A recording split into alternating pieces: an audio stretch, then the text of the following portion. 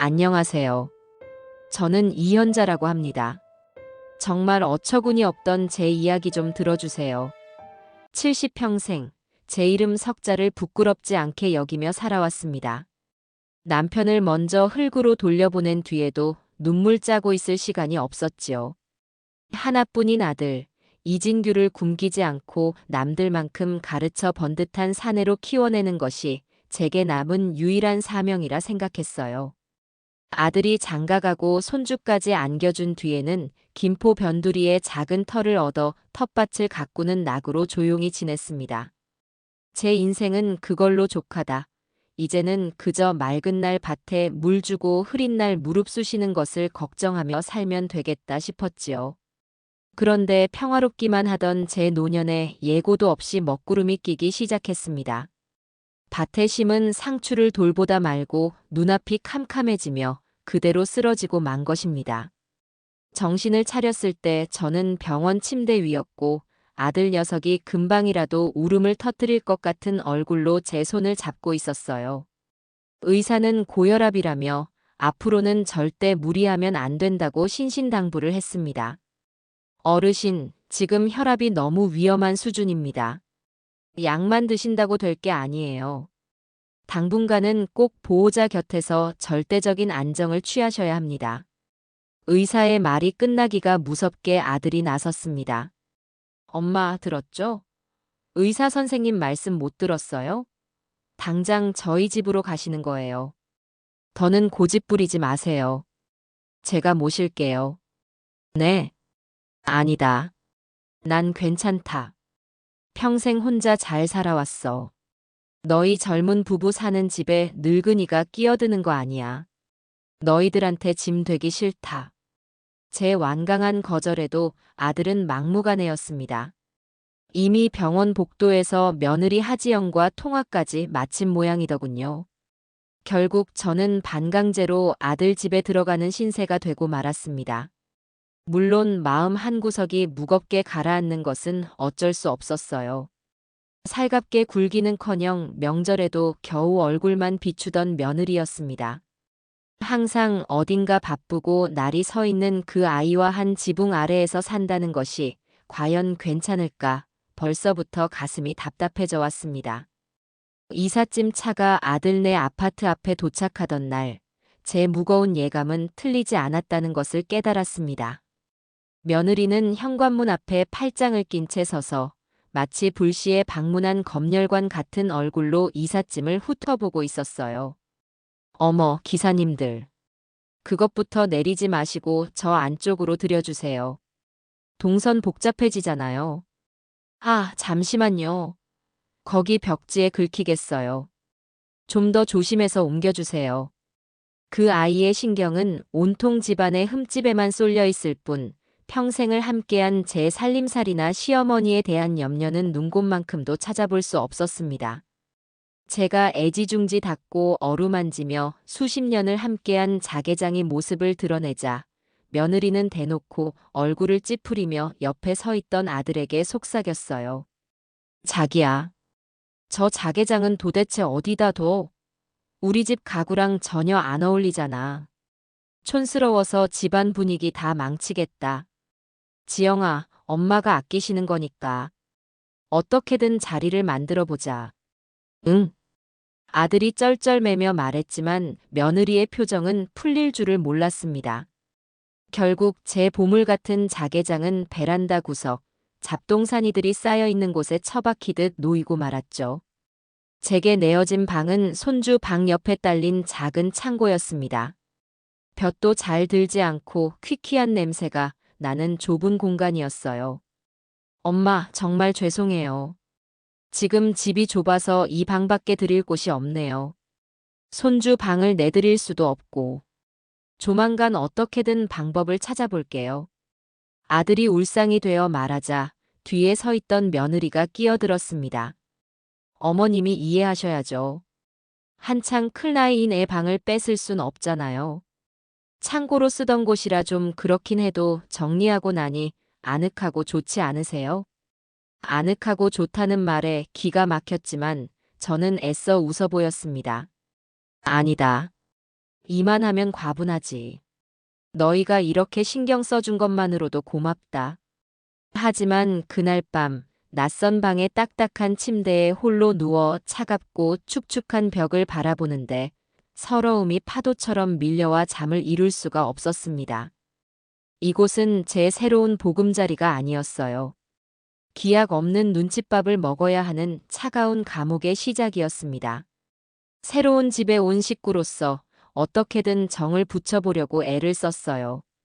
매일 동이 트기도 전에 일어나 아침 식사를 준비하는 것으로 제 소임을 시작했습니다.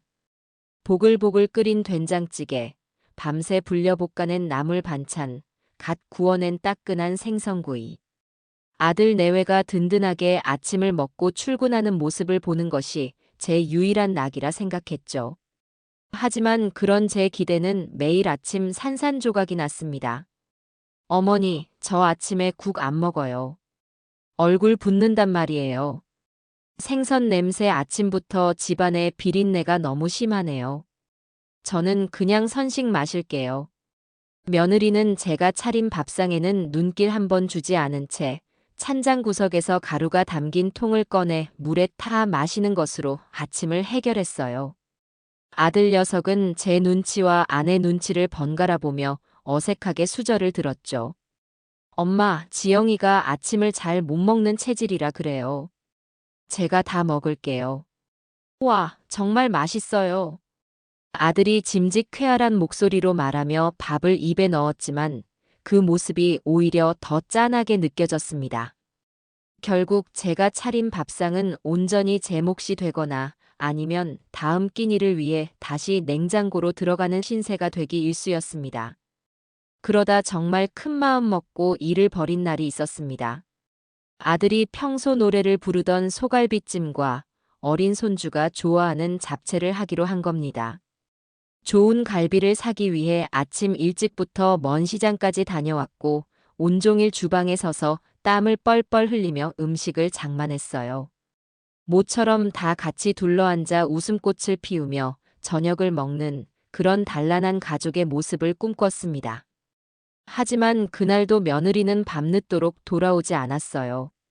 시계가 자정을 가리킬 무렵 현관문 비밀번호 누르는 소리가 요란하게 들리고 며느리가 비틀거리며 들어섰습니다. 지영아, 늦었네. 술 많이 마셨어? 엄마가 너 온다고 저녁 준비하셨는데. 아들이 걱정하며 다가가자 며느리는 그 손길을 신경질적으로 뿌리쳤습니다. 저리 가. 피곤해 죽겠으니까. 그러다 식탁 위에 차려진 음식을 발견하고는 미간을 팍 찌푸리더군요. 아, 또 음식 하셨어요? 거실까지 냄새가 다 배었잖아요. 제가 집에서 기름 냄새 나는 거 싫다고 몇 번을 말해요. 정말 사람 말귀를 못 알아들으시나. 아가, 그래도 시장 봐서 정성껏 만든 건데 맛이라도 좀 보렴. 너 좋아하는 것들로만 했는데. 됐어요. 이 시간에 이걸 먹으면 살이 얼마나 찌는 줄 알아요? 그리고 이런 거 만드실 시간에 먼지 쌓인 데나 좀 더 닦아주시지. 가슴에 비수가 날아와 박히는 기분이었습니다. 그날 밤 저는 차갑게 식어버린 갈비찜을 망연자실하게 바라보며 뜬 눈으로 밤을 새웠습니다. 다음 날 아침 제 눈을 의심하는 일이 벌어지고 말았습니다. 어젯밤 남았던 음식을 데워 아침이라도 차려주려고 냉장고 문을 열었는데 그 많던 갈비찜과 잡채가 온데간데 없이 사라진 겁니다. 설마 하는 마음으로 주방 베란다에 놓인 음식물 쓰레기통 뚜껑을 열었습니다. 그리고 그 안에서 처참한 모습으로 뒤엉켜 있는 제 정성을 발견하고야 말았어요. 손도 대지 않은 멀쩡한 음식들이 다른 음식 찌꺼기들과 함께 나뒹굴고 있었습니다. 온몸에 피가 역류하는 듯한 충격에 숨이 막혔습니다. 마침 립스틱을 바르며 안방에서 나온 며느리에게 떨리는 목소리로 물었어요. 아가, 냉장고에 있던 음식들 혹시 너가 버렸니? 네, 제가요. 왜요? 며느리는 거울을 보며 입술을 매만질 뿐 저를 쳐다보지도 않고 태연하게 대답했습니다. 자리만 차지하고 지저분해 보여서요.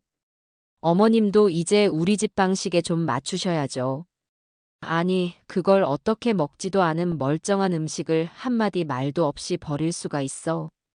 그제야 며느리가 거울에서 눈을 떼고 저를 똑바로 쳐다보더군요. 그 차가운 눈빛에 온몸이 얼어붙는 것 같았습니다. 그럼 그걸 며칠씩 묵혀서 집안에 냄새나게 둬요? 여긴 어머님 집이 아니에요. 제 집이라고요. 제 집에서는 제 규칙을 따르세요. 아시겠어요?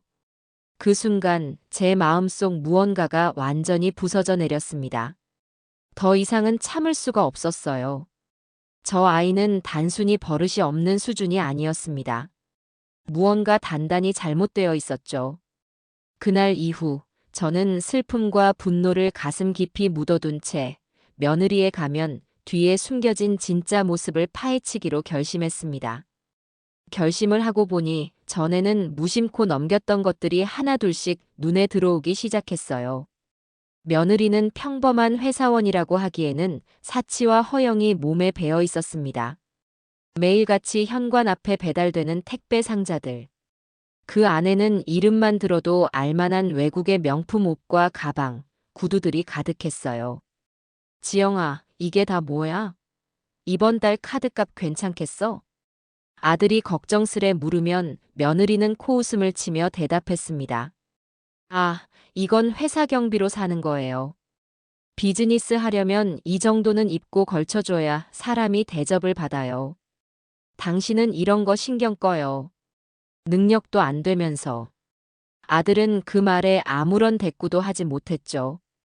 하지만 저는 알 수 있었습니다. 저건 비용 처리 같은 말로 설명될 수 있는 수준의 소비가 아니라는 것을요. 마치 돈이 샘솟는 셈이라도 가진 사람처럼 흥청망청 돈을 뿌리고 다녔습니다. 밤늦은 귀가도 여전했어요. 술과 짙은 향수 냄새에 더해 가끔은 맡아본 적 없는 이질적인 냄새를 풍기며 들어올 때도 있었습니다. 그리고 가장 결정적인 장면을 목격한 것은 바로 어젯밤이었습니다. 밤중에 목이 말라 물을 마시러 거실로 나갔는데 며느리가 베란다에 쪼그리고 앉아 누군가와 통화를 하고 있었습니다. 혹여나 깰까봐 숨을 죽이고 들어보니 그 목소리가 심상치 않았어요. 응, 오빠. 나야 아니, 아직 시어머니 안 주무셔. 눈치 보여서 뭘 못하겠다니까. 답답해 죽겠어. 오빠라는 말에 심장이 쿵 하고 내려앉았습니다. 남편이 버젓이 옆방에 자고 있는데 한밤중에 다른 남자와 저렇게 다정하게 통화를 하다니요. 응, 그 물건 잘 챙겨놨지. 근데 그거 처리하기 전까지는 집에 두기 좀 불안해. 알았어. 조만간 시간 만들어서 나갈게. 내가 알아서 할 테니까 걱정 마. 응, 끊어. 물건이라는 단어가 또다시 등장했습니다. 평범한 물건이 아님이 분명했어요. 통화를 마친 며느리는 한숨을 푹 쉬고는 거실을 한번 쓱 훑어보고 방으로 들어갔습니다. 저는 어둠 속에 숨어 며느리의 모든 행동을 지켜보고 있었어요. 제 머릿속은 복잡하게 얽힌 실타래처럼 혼란스러웠습니다. 늦은 귀가, 과도한 사치, 의문의 남자, 그리고 정체 모를 물건까지. 이 모든 조각들이 가리키는 진실은 무엇일까요? 분명한 것은 이 집안이 지금 아주 위험한 살얼음판 위를 걷고 있다는 것이었습니다. 며느리의 비밀스러운 통화를 엿들은 이후 제 마음은 하루도 편할 날이 없었습니다. 고요한 수면 아래 거대한 상어가 맴돌고 있음을 직감한 어부처럼 저는 집안의 감도는 불길한 기운에 온 신경을 곤두세우고 있었지요. 며느리는 제 감시를 눈치채지 못한 채 여전히 밤늦은 귓가와 사치를 일삼았고 아들 녀석은 그저 지영이가 사업 때문에 스트레스가 많아서 그래라며 아내를 감싸기에 바빴습니다. 그 답답한 모습을 보고 있자니 우라가 치밀었지만 저는 섣불리 움직이지 않았어요. 결정적인 증거를 잡기 전까지는 시치미를 뚝 떼고 바보 노릇을 계속해야만 했습니다. 문제의 그날은 유난히 날이 굳었습니다. 아침부터 추적추적 비가 내렸고 집안 공기는 축축하고 무겁게 가라앉아 있었지요. 아들은 이른 아침 출장을 떠났고 손주 녀석은 유치원에서 1박 2일 캠프를 간다며 어제 집을 나선 터라 그 넓은 아파트에는 저와 며느리 단둘만 남아 있었습니다. 며느리는 전날도 새벽녘에 들어와서는 거실 소파 위에 값비싸 보이는 옷가지들을 아무렇게나 벗어 던져놓고는 자기 방으로 들어가 잠이 들어 있었습니다. 오후가 되도록 인기척이 없는 며느리가 혹시 아픈 것은 아닌가 싶어 걱정스러운 마음에 거실로 나갔습니다. 소파 위에는 어젯밤 입고 들어온 것으로 보이는 상아색 실크 블라우스가 구겨진 채 놓여 있었어요. 언뜻 보기에도 보통 옷은 아니었습니다. 은은한 광택이 흐르는 것이 아마 제 평생 만져본 옷 중에 가장 비싼 옷일 거라는 생각이 들었지요. 그런데 그 고운 옷 앞섭에 거무죽죽한 얼룩이 묻어 있는 것이 아니겠어요? 아마 어젯밤 술자리에서 무언가를 흘린 모양이었습니다. 그 순간 제 안에서 오랜만에 시어머니로서의 정이 솟아났습니다. 저 아이가 비록 제게 못되게 굴기는 하지만 그래도 하나뿐인 아들의 아내이고 제 손주의 어미인데 저렇게 비싼 옷을 얼룩진 채로 버려두는 것이 안쓰럽게 느껴졌어요. 세탁소에 맡기면 되겠지만 실크 소재는 잘못 맡기면 옷이 상하기 십상이라는 말을 어디선가 들은 기억이 났습니다. 제가 젊었을 적에는 웬만한 옷은 다 손으로 직접 빨아 입었지요. 특히나 귀한 옷은 찬물에 중성세제를 풀어 조물조물 주물러 빨면 옷감 손상 없이 깨끗해지곤 했습니다. 그래, 내가 직접 빨아줘야겠다. 이걸 보고 나면 저 아이의 마음도 조금은 풀릴지 모르지. 저는 조심스럽게 블라우스를 집어들고 욕실로 향했습니다. 세면대에 찬물을 받고 울 전용 세제를 몇 방울 풀어 부드러운 거품을 냈어요.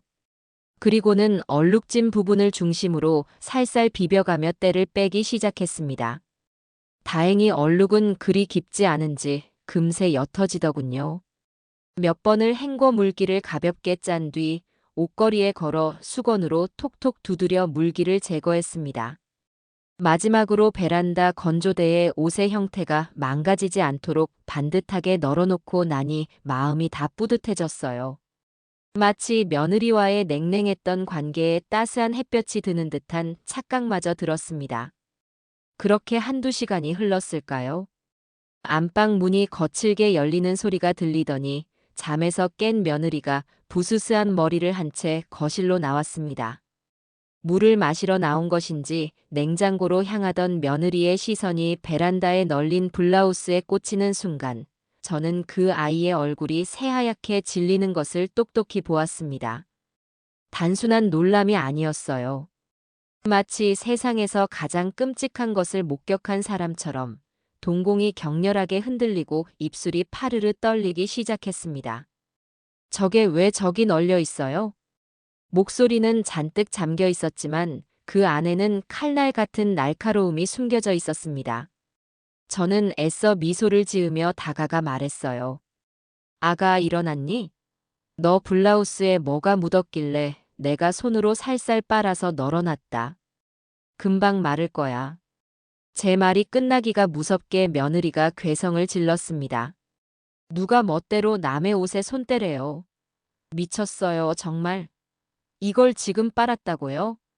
저는 그 광기 어린 반응에 너무 놀라 아무 말도 할 수가 없었습니다. 고작 옷 하나 때문에 저렇게까지 분노할 일인가 싶어 어안이 벙벙했죠. 아니, 아가. 옷이 더러워져 있기에 그런 거지. 좋은 옷인데 그냥 둘 수가 없어서. 좋은 옷? 이게 그냥 좋은 옷으로 보여요? 당신이 지금 무슨 짓을 한 줄 알기나 해요? 며느리는 맨발로 베란다에 뛰쳐나가 빨랫줄에서 블라우스를 거의 잡아채다시피 끌어내렸습니다. 그리고는 옷을 미친 사람처럼 이리저리 뒤집으며 무언가를 필사적으로 확인하기 시작했어요. 그 모습은 마치 자신의 목숨줄이라도 되는 것을 확인하는 사람처럼 처절하고 절박해 보였습니다. 단순하게 비싼 옷이 망가진 것에 대한 분노가 아니었어요. 그건 무언가 절대 들키거나 사라져서는 안 될 것을 잃어버릴지도 모른다는 극도의 공포였습니다. 왜 지워진 거야? 말도 안 돼. 이게 어떻게 된 일이야? 며느리는 블라우스 앞서 제가 분명히 지웠던 그 얼룩 부분을 손톱으로 긁어대며 절망적으로 중얼거렸습니다. 저는 도저히 그 상황을 이해할 수 없어 조심스럽게 다가가 물었습니다. 아가, 도대체 왜 그러니? 옷에 뭐가 묻어 있었기에 그래? 무슨 문제라도 있는 거야? 그 순간이었습니다. 제 말이 끝나기가 무섭게 며느리가 홱 하고 고개를 돌려 저를 노려보았습니다. 그 눈에는 이성이라고는 찾아볼 수 없는 짐승과도 같은 적이와 광기가 번뜩이고 있었어요. 그리고 다음 순간 저는 제 눈을 의심해야만 했습니다. 며느리가 성큼성큼 제게 다가오더니 제 멱살을 거세게 움켜쥐었습니다. 이 늙은 여우가 너가 감히 내 인생을 망치려고 들어? 가녀린 몸 어디에서 그런 힘이 나오는지 며느리의 악력에 숨이 턱 막혔습니다. 저는 너무나도 갑작스럽고 충격적인 상황에 아무런 저항도 하지 못한 채 속수무책으로 붙들려 있었어요. 며느리는 제 얼굴에 자신의 얼굴을 바짝 들이대고는 지옥에서 올라온 악귀처럼 증오에 찬 목소리로 으르렁거렸습니다. 내가 가만히 있으니까 아주 만만해 보였어. 왜 남의 물건에 함부로 손을 대고 난리야. 너 때문에 다 망했어. 다 망했다고. 아가 이게 무슨 짓이야. 나라 숨 막힌다. 숨이 막혀? 차라리 이 자리에서 숨통을 끊어줄까? 늙었으면 곱게 방구석에나 처박혀 있을 것이지.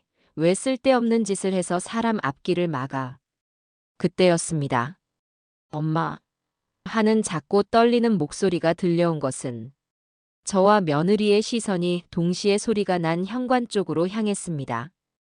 그곳에는 유치원 캠프가 취소되어 일찍 돌아온 어린 손주 녀석이 눈을 동그랗게 뜨고 겁에 질린 얼굴로 서 있었습니다.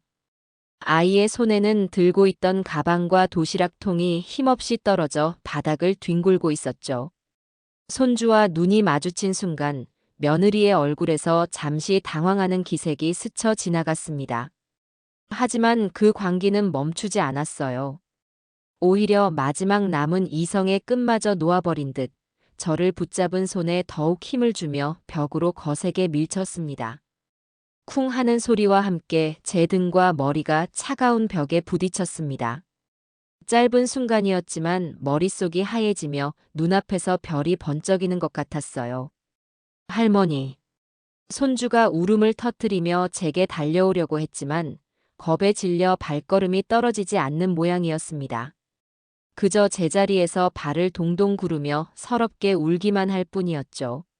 며느리는 그제야 제 멱살을 잡았던 손을 신경질적으로 탁 놓았습니다. 그리고는 아무 일도 없었다는 듯 자신의 방으로 들어가 문을 쾅 닫아버렸어요.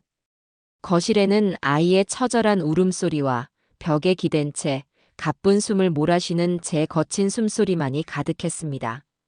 목에서는 쇳소리가 났고 등에서는 욱신거리는 통증이 느껴졌습니다. 하지만 그 어떤 육체적인 고통보다 더 저를 아프게 한 것은 바로 제 손주의 겁에 질린 눈빛이었습니다. 제 앞에서 자신의 어미가 할미의 멱살을 잡고 벽으로 밀치는 끔찍한 광경을 고스란히 목격하게 한 제 자신이 너무나도 원망스럽고 비참했습니다. 어린 손주의 울음소리가 거실을 가득 메우고 있었지만 저는 한동안 벽에 기댄 채 멍하니 서 있을 뿐이었습니다.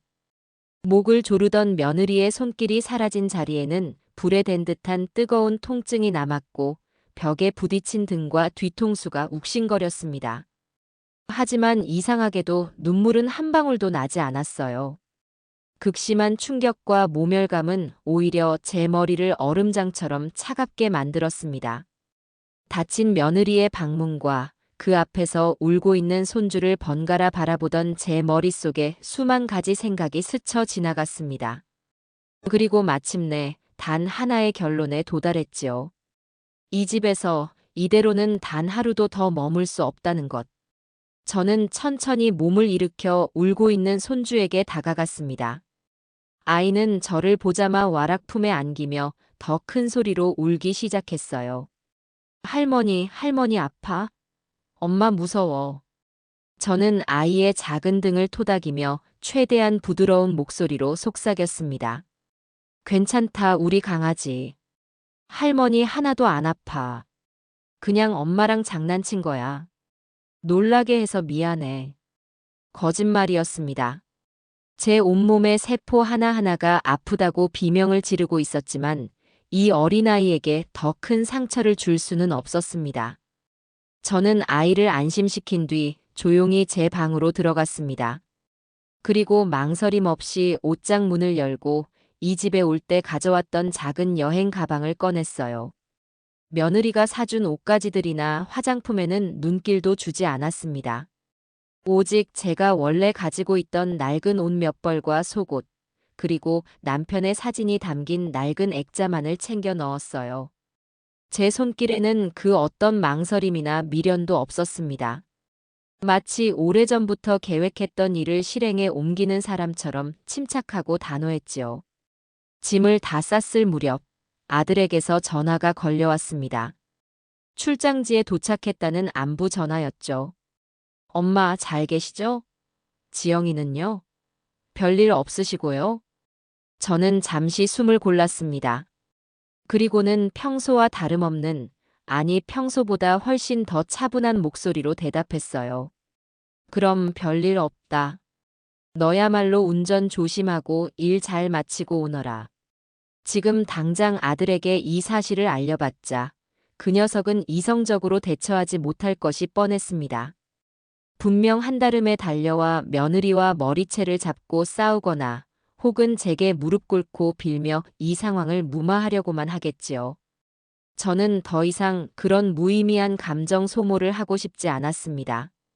이건 아들의 힘을 빌려서 해결할 문제가 아니었어요. 오롯이 제 손으로, 제 의지로 끝내야만 하는 일이었습니다. 가방을 들고 방을 나서자 어느새 울음을 그친 손주가 불안한 눈으로 저를 올려다보았습니다. 할머니, 어디가? 저는 아이의 눈높이에 맞춰 몸을 낮추고 아이의 뺨을 부드럽게 쓰다듬었습니다. 할머니, 잠깐 바람 좀 쐬고 올게. 아빠 오시면 할머니한테 전화하라고 전해줘.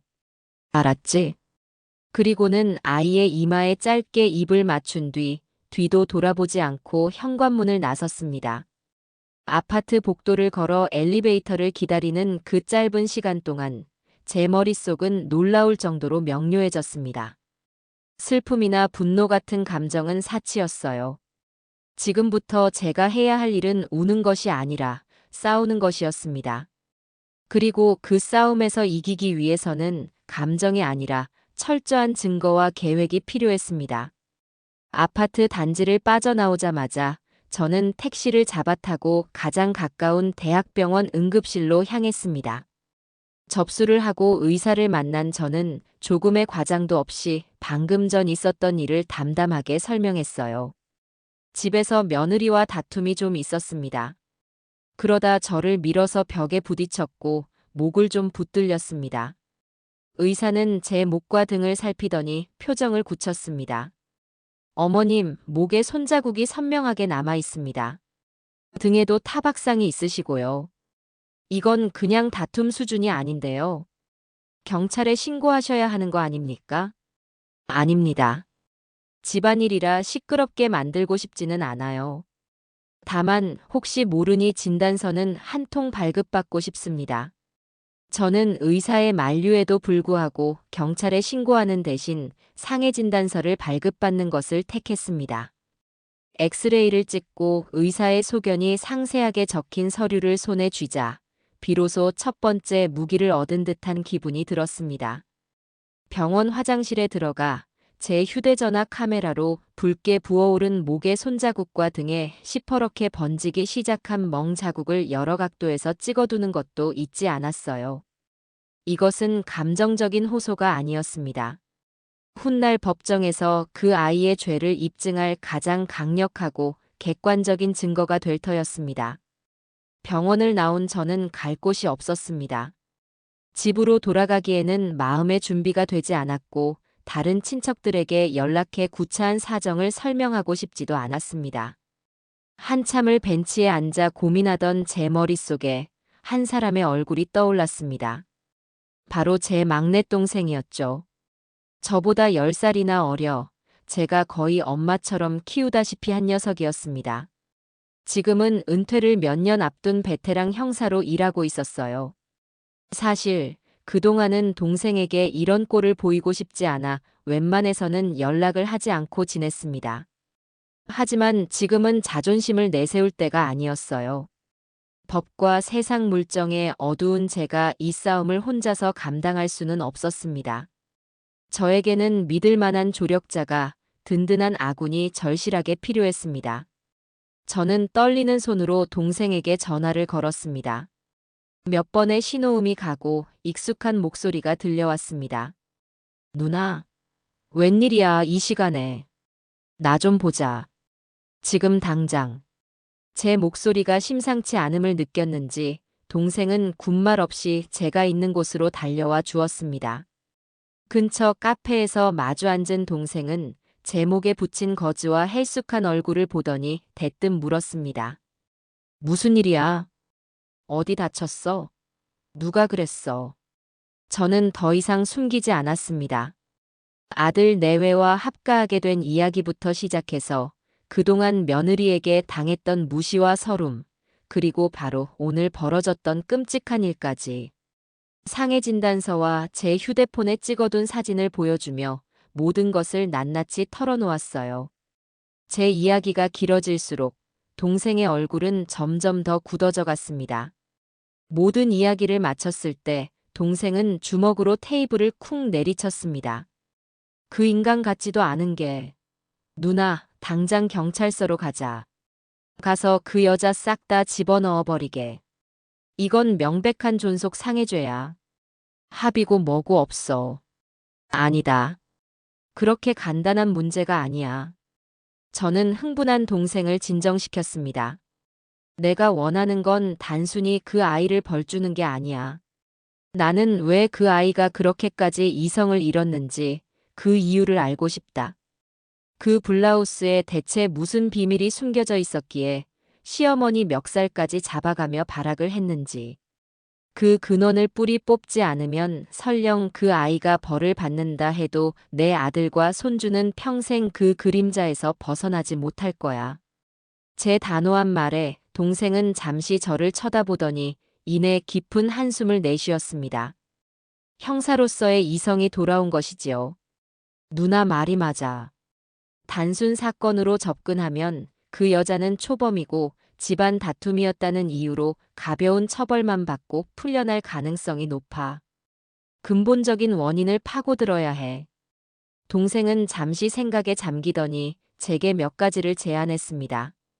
우선 당분간은 절대 아들 내외 앞에 나타나지 말고 제 행방을 숨기라고 했습니다. 그리고 아들에게 연락해 감정을 빼고 최대한 이성적으로 며느리의 평소 행실과 금전 문제에 대해 떠보라고 조언했지요. 일단 조카 녀석이 어디까지 알고 있는지, 그리고 우리 편이 되어줄 수 있는지 확인하는 게 우선이야. 그리고 그 며느리라는 여자, 뒤가 구린 게 확실해 보여. 내가 믿을 만한 사람을 붙여서 뒷조사를 한번 시작해 볼게.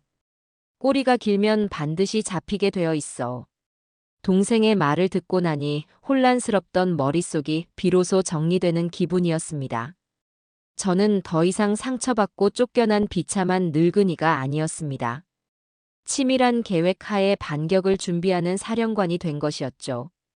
동생이 잡아준 작은 오피스텔에 임시 거처를 마련한 저는 그날 밤 뜬 눈으로 밤을 새우며 앞으로의 계획을 세웠습니다. 그 아이가 제게 줬던 모멸감과 고통, 그리고 제 손주가 받았을 상처를 몇 배로, 아니 몇십 배로 되돌려줄 것이라고. 제 인생의 가장 혹독한 겨울이 시작되었지만 저는 두렵지 않았습니다. 이 겨울의 끝에 반드시 따뜻한 봄을 가져오리라 굳게 다짐했기 때문입니다. 동생이 마련해준 오피스텔에서 며칠을 보내는 동안 저는 밖으로 한 발짝도 나가지 않았습니다. 마치 동굴 속에서 상처를 핥으며 복수를 다짐하는 짐승처럼 오직 앞으로의 싸움에만 모든 정신을 집중했지요. 동생의 조언대로 저는 아들에게 먼저 연락하지 않았습니다. 애가 달아 먼저 연락이 오게 만들어야 제가 대화의 주도권을 잡을 수 있을 거라 생각했기 때문입니다. 예상대로 제가 집을 나간 지 이틀째 되던 날 밤, 아들에게서 부재중 전화가 수십 통 와 있었습니다. 출장에서 돌아와 모든 상황을 파악한 모양이었죠. 저는 일부러 전화를 받지 않고 다음 날 오전에야 아들에게 근처 카페에서 보자는 짧은 문자 메시지를 남겼습니다. 약속 장소에 먼저 도착해 기다리고 있자니 잠시 후 초췌한 얼굴의 아들이 카페 안으로 들어섰습니다. 저를 발견한 아들은 다짜고짜 제 앞에 무릎을 꿇으려고 했습니다. 엄마, 엄마, 제가 다 잘못했어요. 지영이가 정말 미쳤었나 봐요. 제발 집으로 돌아오세요. 네. 저는 그런 아들을 차갑게 제지했습니다. 일어나 앉아라. 구차하게 굴지 말고. 난 너한테 사과받으려고 온 거 아니다. 제 단호한 태도에 아들은 어쩔 수 없이 맞은편 자리에 앉았습니다. 저는 곧장 본론으로 들어갔어요. 너 하지영 그 아이에 대해서 어디까지 알고 있니? 네. 그게 무슨 말씀이세요? 너희 살림 괜찮은 거 맞아? 그 아이 씀씀이를 보니 너 혼자 버는 돈으로는 어림도 없어 보이던데. 혹시 너 몰래 다른 짓이라도 하는 거 아니냐는 말이다. 아들은 제 질문에 당황하며 아내를 변호하기 시작했습니다. 아니에요, 엄마. 지영이가 회사에서 능력을 인정받아서 인센티브를 많이 받아요. 그리고 가끔 부모님께 도움을 받기도 하고요. 절대 다른 짓 같은 거 할 애 아니에요. 그 순진한 대답에 실소가 터져나왔습니다. 저는 더 이상 말을 섞는 대신 가방에서 병원에서 발급받은 상해 진단서를 꺼내 아들 앞에 내밀었습니다. 진단서에 적힌 전치 2주라는 글자와 목과 등에 남은 상처 소견을 읽어내려가는 아들의 얼굴이 점점 하얗게 굳어갔습니다. 이게 다 뭐예요, 엄마? 네 마누라 작품이다. 너 없는 사이에 네 어미 멱살 잡고 벽에 밀쳐서 생긴 상처다. 이것도 그 애가 스트레스 받아서 그런 거라고 감싸줄 테냐? 아들은 진단서와 제 얼굴을 번갈아 보며 말을 잇지 못하고 입술만 파르르 떨었습니다.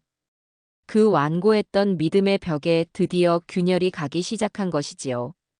저는 그때를 놓치지 않고 결정타를 날렸습니다. 너 솔직하게 말해. 하지영이 너 몰래 대출받은 거 있지? 그 돈 지금 다 어디에 있는지 너 알고는 있는 거야? 제 추궁에 아들의 눈동자가 격렬하게 흔들렸습니다. 그리고는 이내 무너져 내렸어요. 아들은 고개를 숙인 채 그동안 아내의 성화에 못 이겨 제2금융권에서 거액의 신용대출을 받은 사실을 털어놓았습니다. 사업 자금이 급하게 필요하다. 금방 갚을 수 있다는 아내의 말을 믿고 의심 없이 서류에 사인을 해주었지만 정작 그 돈이 어디에 어떻게 쓰였는지는 전혀 알지 못한다는 충격적인 고백이었습니다. 엄마, 저는 정말 몰랐어요. 지영이가 저한테 이럴 줄은.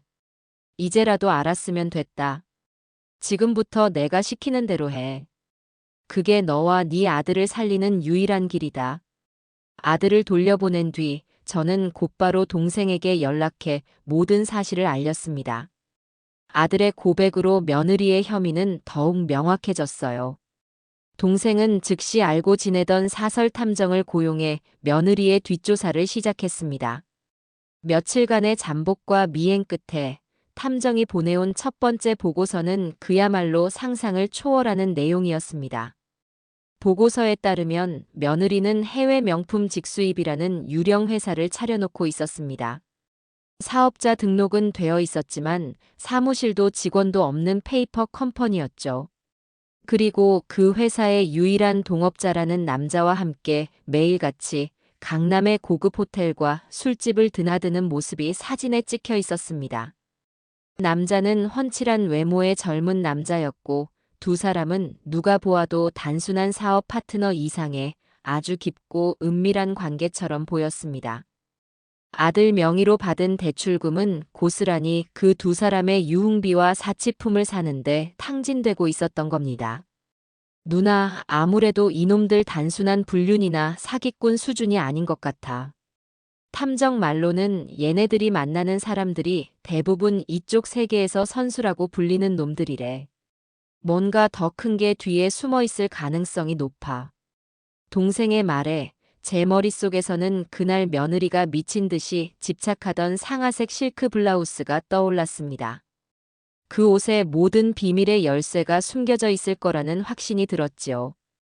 저는 동생에게 무슨 수를 써서라도 며느리와 그 내연남의 대화를 녹음해 달라고 부탁했습니다. 특히 블라우스나 물건에 대한 이야기가 나오는지 집중적으로 파헤쳐 달라고 말이에요. 며칠 뒤 동생에게서 다급한 연락이 왔습니다. 탐정이 드디어 결정적인 증거를 손에 넣었다는 것이었죠. 동생을 만나 건네받은 녹음 파일에는 며느리와 내연남이 호텔 방 안에서 나누는 적나라한 대화가 고스란히 담겨 있었습니다. 자기야, 그래서 그 블라우스는 어떻게 됐어? 진짜로 시어머니가 빨아버린 거야? 아, 말도 마, 오빠. 나 진짜 그날 미쳐버리는 줄 알았다니까. 하필이면 그 얼룩을 보고 빨 생각을 하냐고, 그 늙은 여우가. 내가 얼마나 놀랐는지 알아? 그래서 흔적은 완전히 사라진 거야? 그거 지워지면 우리 다 끝장인 거 알지? 다행히 자세히 보니까 아주 희미하게는 남아있더라. 전문가한테 맡기면 성분 검출이 가능할지도 모른대. 그래서 일단은 안전한 곳에 숨겨뒀어. 그 영감탱이만 처리하면 이 옷은 우리가 평생 먹고 살 돈다발이 될 텐데. 일이 자꾸 꼬이네. 조심해. 시어머니가 뭔가 눈치챈 것 같지는 않고 그냥 늙어서 눈치만 빠른 거지 뭘 알겠어. 며칠 소리 지르고 윽박질렀더니 깨갱하고 집 나가던데. 아마 지금쯤 어디 시골 구석에 처박혀서 울고 있겠지. 이제 방해꾼도 사라졌으니 우리 슬슬 마지막 작업 준비해야지, 오빠. 녹음 파일을 다 듣고 난 저는 온몸에 소름이 돋았습니다. 그들이 말하는 얼룩과 물건은 단순한 것이 아니었어요. 그들이 어떤 영감탱이라고 부르는 사람에게서 받아온 불법적인 물건, 아마도 마약이나 혹은 그에 준하는 위험한 밀수품의 흔적이었습니다. 며느리는 그 증거가 묻은 옷을 이용해 그 남자를 협박하여 거액의 돈을 뜯어내려 했던 것이고, 제가 선의로 했던 빨래가 그들의 계획 전체를 망쳐버릴 뻔했던 겁니다. 며느리가 제 멱살을 잡으며 보였던 광기 어린 분노는 단순히 비싼 옷이 망가졌기 때문이 아니라 자신의 거대한 범죄 계획이 수포로 돌아갈지도 모른다는 공포심에서 비롯된 발악이었습니다. 모든 퍼즐 조각이 맞춰지는 순간이었습니다. 그동안 저를 괴롭혔던 모든 의문들이 풀리고 며느리 하지영이라는 인간의 추악하고 끔찍한 실체가 눈앞에 선명하게 드러났습니다. 그 아이는 그저 버릇없고 사치스러운 며느리가 아니었어요. 제 아들을 기만하고 가정을 파괴하며 심지어는 위험천만한 범죄에까지 손을 댄 구제불능의 악마였던 것입니다. 저는 녹음 파일을 쥔 손을 부들부들 떨었습니다. 이것으로 그 아이를 사회에서 완전히 매장시킬 수 있는 가장 확실한 무기가 제 손에 들어왔습니다. 이제 남은 것은 이 사실을 아들에게 알리고 그 역시 이 싸움의 공범으로 만드는 일이었습니다. 유약하고 어리석었던 제 아들이 자신의 아내에게 얼마나 철저하게 기만당하고 이용당했는지를 깨닫게 하고 직접 심판의 칼을 쥐게 만들어야 했습니다. 사설 탐정이 건넨 녹음 파일은 제 손안에서 마치 불덩이처럼 뜨거웠습니다. 그 안에는 제 며느리, 아니, 이제는 며느리라고 부를 수도 없는 그 악독한 아이의 모든 비밀과 추악한 욕망이 고스란히 담겨 있었지요. 제 귀로 직접 그 모든 것을 확인하고 나니 그동안 어렴풋이 짐작만 하던 불안과 의심이 끔찍한 확신이 되어 심장을 옥죄어 왔습니다. 하지만 이상하게도 마음 한구석은 오히려 차분하게 가라앉는 기분이었어요. 드디어 적의 실체를 완벽하게 파악한 장수의 심정이 이러할까요? 이제 제게 남은 것은 이 결정적인 무기를 어떻게 사용하느냐 하는 문제뿐이었습니다. 그리고 그 무기의 첫 번째 목표는 적에 가장 가까운 곳에 있는 저의 아들, 바로 이진규여야만 했습니다. 그동안 아들을 이 싸움에 끌어들이고 싶지 않았던 것은 어미로서의 마지막 자비심 때문이었습니다.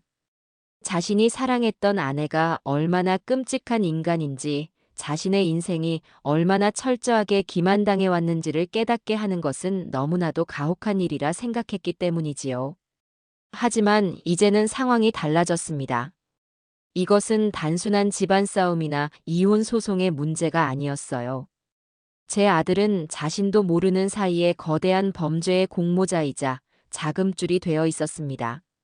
지금 이 사슬을 끊어내지 못하면 아들 녀석은 꼼짝없이 며느리의 죄를 뒤집어쓰고 나락으로 떨어질 것이 뻔했습니다.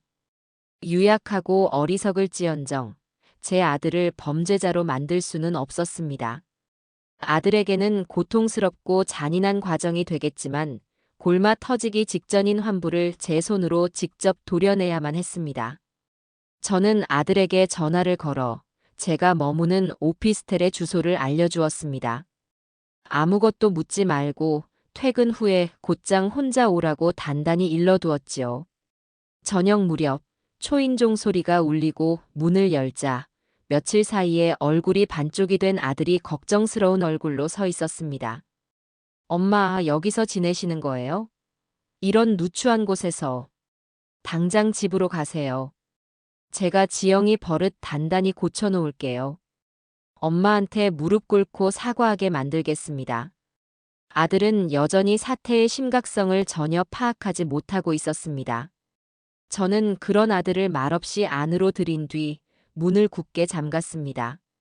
그리고는 작은 테이블을 사이에 두고 아들을 마주보고 앉았어요. 진규야, 너는 아직도 엄마가 단순히 지영이한테 서운해서 그날의 일 때문에 이러는 것 같으냐?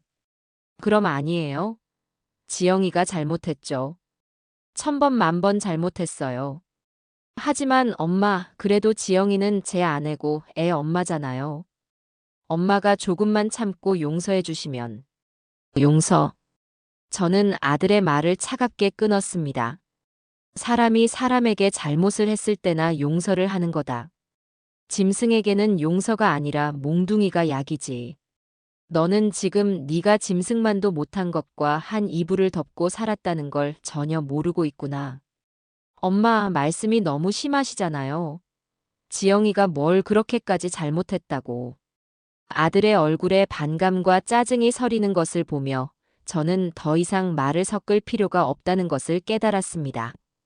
100마디 말보다 한 번의 증거가 더 강력한 법이지요. 저는 말없이 제 휴대전화에 연결된 소형 스피커의 재생 버튼을 눌렀습니다. 스피커에서는 지지직거리는 잡음과 함께 곧이어 너무나도 익숙한 목소리가 흘러나왔습니다. 바로 며느리와 그 내연남이 호텔 방에서 나누는 은밀한 대화였지요.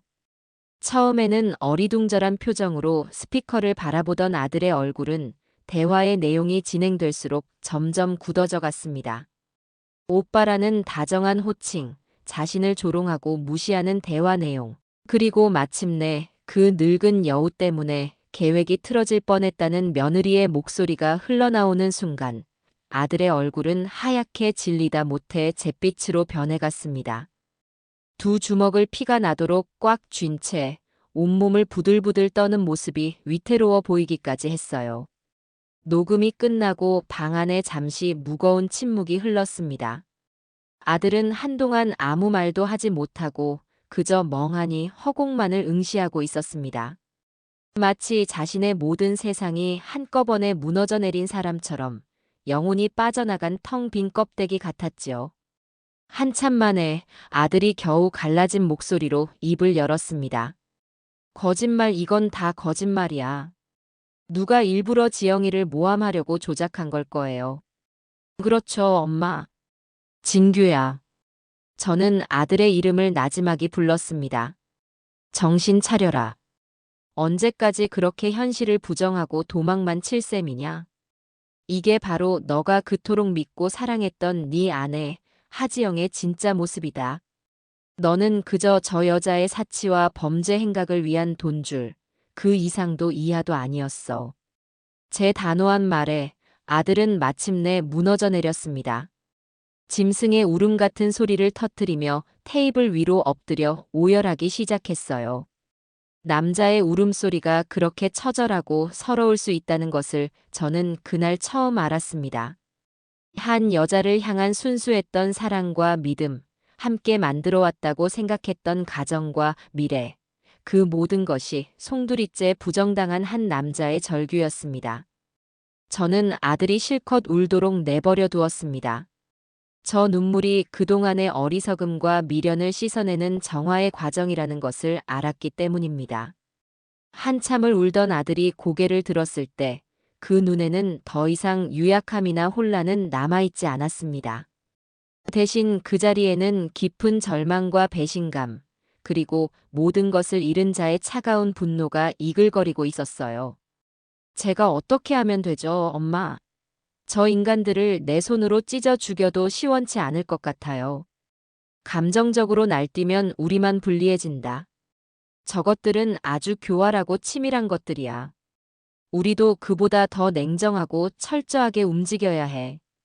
그러기 위해서는 아직 우리가 확보하지 못한 결정적인 증거가 하나 더 필요하다. 그게 뭔데요? 뭐든지 다 할게요. 말씀만 하세요. 아들의 눈에서 결연한 의지를 확인한 저는 그동안 제 머릿속에서 계획했던 다음 단계를 지시했습니다. 너희 집에 하지영 그 아이가 숨겨놓은 비밀 공간이 있을 거다. 아마 너는 전혀 눈치채지 못했을 아주 은밀한 곳에. 그곳에 그 아이의 모든 비밀이 담겨 있을 가능성이 높아. 오늘 밤 그 아이가 들어오기 전에 집안을 샅샅이 뒤져서 그곳을 찾아내야 한다. 비밀 공간이요? 그래. 녹음 파일에서 그 아이가 블라우스를 안전한 곳에 숨겨뒀다고 했다. 분명 너희 집 어딘가에 너 몰래 만들어 놓은 금고나 비밀 서랍 같은 것이 있을 거야. 특히 그 아이 옷방, 평소 너는 손도 못 대게 했던 그곳을 집중적으로 찾아봐라. 제 말을 들은 아들은 잠시 무언가를 떠올리는 듯 하더니 이내 결심이 선 얼굴로 자리에서 일어났습니다. 알겠어요, 엄마. 당장 가서 찾아볼게요. 찾아서 그 여자의 모든 거리란 걸 제 눈으로 똑똑히 확인하고 말겠어요. 그렇게 아들을 돌려보내고 저는 오피스텔에 홀로 남아 초조하게 아들의 연락을 기다렸습니다. 시간이 흐를수록 온갖 불길한 생각이 들었지만 저는 애써 마음을 다잡았습니다. 이것은 제 아들이 스스로의 힘으로 시련을 극복하고 한 뼘 더 성장하기 위해 반드시 거쳐야만 하는 통과 의례였습니다. 몇 시간이 지났을까요? 자정이 가까워 오는 시간에 드디어 아들에게서 전화가 걸려왔습니다.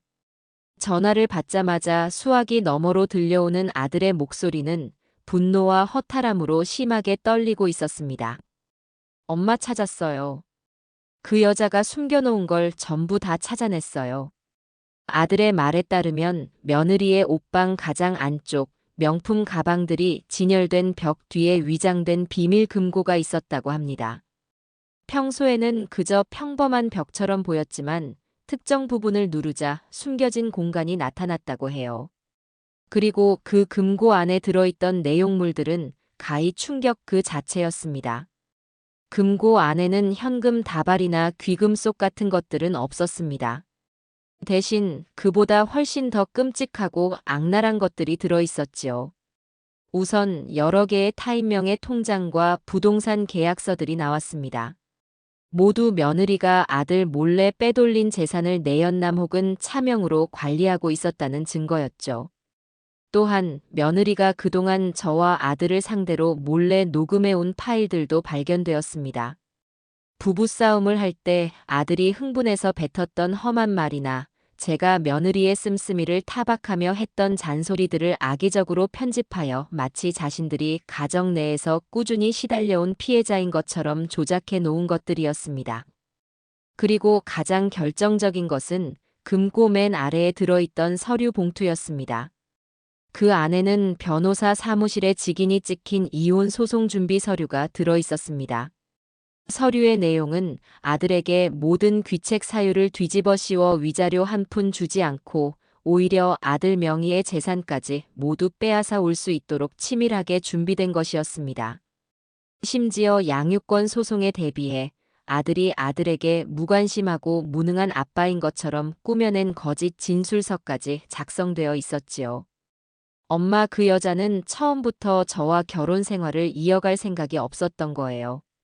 제 돈, 제 명의 모든 걸 이용해서 자기 이속만 챙기고 단물이 다 빠지면 저와 제 아들까지 버릴 계획이었던 겁니다.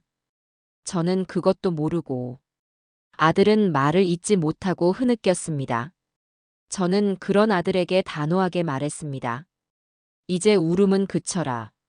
네가 흘려야 할 눈물은 그동안 네가 속고 살았던 어리석음에 대한 참회의 눈물이면 족하다. 이제부터 너는 더 이상 피해자가 아니야. 너는 네 아들을 지켜야 할 아비고 네 가정을 파괴한 자들을 심판해야 할 가장이다. 금고 안에 있던 모든 것들 손 떼지 말고 그대로 사진 찍어서 나에게 보내라. 그리고 내일 아침 날이 밝는 대로 변호사를 찾아간다. 이제부터는 진짜 전쟁이다.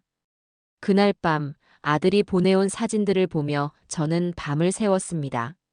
사진 속 서류들은 며느리의 악랄함을 넘어 인간이라는 존재에 대한 깊은 환멸을 느끼게 했습니다. 하지만 동시에 제 마음속에서는 뜨거운 투지가 불타올랐습니다. 이제 모든 증거는 갖춰졌습니다. 상대의 패는 모두 읽혔고 제 손에는 승리를 확신할 수 있는 가장 강력한 카드들이 들려 있었습니다. 길고 어두웠던 반격의 준비는 끝났습니다. 이제 남은 것은 저 잔인하고 교활한 거미가 쳐놓은 더러운 거미줄을 모두 걷어내고 그 중심에 있는 독거미의 숨통을 끊어놓는 일뿐이었습니다. 다음 날 아침, 저는 동생과 아들을 데리고 동생이 소개해준 변호사 사무실을 찾았습니다. 그곳에서 우리는 밤새 정리한 모든 증거 자료들을 변호사 앞에 펼쳐놓았어요. 상해 진단서와 제 몸에 남은 상처 사진들, 며느리와 내연남의 대화가 담긴 녹음 파일, 비밀 금고에서 발견된 차명 계좌와 부동산 계약서들, 그리고 악의적으로 편집된 녹취록과 이혼 소송 준비 서류까지. 산더미처럼 쌓인 증거들을 검토하던 변호사는 혀를 내두르며 말했습니다. 제가 수많은 이혼 및 사기 사건을 다뤄봤지만 이렇게까지 치밀하고 악질적인 경우는 처음 봅니다. 어머님과 아드님께서 그동안 마음고생이 얼마나 심하셨을지. 하지만 걱정 마십시오. 이 정도 증거라면 상대방은 절대로 빠져나갈 수 없습니다. 오히려 우리가 저쪽을 어떤 죄목으로 엮어 넣을지 행복한 고민을 해야 할 판입니다. 변호사의 자신감 넘치는 말에 그동안 억눌려왔던 가슴이 조금은 후련해지는 기분이었습니다. 우리는 변호사와 함께 앞으로의 법적 절차에 대해 구체적인 계획을 세우기 시작했습니다. 그것은 단순히 며느리 한 사람을 벌주는 것을 넘어 그 아이와 그 주변의 검은 세력까지 한꺼번에 뿌리 뽑기 위한 거대한 그물과도 같은 작전이었지요. 우리의 공격은 여러 갈래로 동시에 진행되었습니다. 우선 저는 며느리를 상대로 존속상해 미수 및 특수 협박 혐의로 형사 고소장을 제출했습니다. 단순 다툼이 아니라 흉기만 들지 않았을 뿐이지 명백한 위해를 가하려는 의도가 있었다는 점을 강조했지요. 어린 손주가 그 모든 장면을 목격했다는 사실은 며느리의 죄질이 얼마나 나쁜지를 보여주는 중요한 요소가 되었습니다. 동시에 아들은 며느리를 상대로 이혼 소송을 제기했습니다. 이혼 사유로는 배우자의 부정행위와 악의적인 유기, 그리고 기타 혼인을 계속하기 어려운 중대한 사유를 모두 포함시켰습니다. 또한 며느리가 그동안 아들을 기망하여 대출을 받고 재산을 빼돌린 것에 대해 사기 및 횡령, 배임 혐의로 별도의 형사고소를 진행했습니다. 물론 그 내연남 역시 모든 소송의 공동피고 및 피의자로 포함시켜 함께 엮어 넣었지요. 마지막으로 문제의 실크 블라우스에 대해서는 동생이 아는 과학수사팀에 의뢰하여 희미하게 남아있는 얼룩에 대한 정밀 성분 분석을 요청했습니다. 만약 여기서 마약 성분이라도 검출된다면 며느리는 그야말로 재기불능의 상태로 사회에서 완전히 매장될 터였습니다. 우리가 쳐놓은 촘촘한 법의 그물은 신속하고 정확하게 며느리의 숨통을 조여가기 시작했습니다. 며칠 뒤 경찰서에서 날아온 여러 장의 고소장과 소환장을 받아든 며느리는 그제야 사태의 심각성을 깨달은 모양이었습니다. 그 아이는 곧바로 아들에게 전화를 걸어 처음에는 울고불고 매달리다가 그것이 통하지 않자 이내 본색을 드러내며 악을 쓰기 시작했다고 합니다. 너 지금 나랑 한번 해보자는 거야? 너네 엄마 그 늙은 여우 말만 듣고 지금 네 마누라를 범죄자로 몰아. 그래, 좋아. 어디 한번 끝까지 가보자고. 내가 이대로 순순히 당할 줄 알아? 너랑 나만 아는 비밀, 내가 세상에 다 까발려 버릴 거야. 너도 같이 죽는 거야, 알겠어? 하지만 그런 어설픈 협박은 이미 모든 진실을 알아버린 아들에게 아무런 효력이 없었습니다. 아들은 변호사의 조언대로 며느리와의 모든 통화를 녹음하며 냉정하게 대처했지요. 오히려 며느리의 협박은 자신의 범죄를 은폐하기 위한 2차 가해의 증거로 차곡차곡 쌓여갈 뿐이었습니다. 경찰 조사를 받게 된 며느리는 실로 가소로운 변명을 늘어놓았습니다.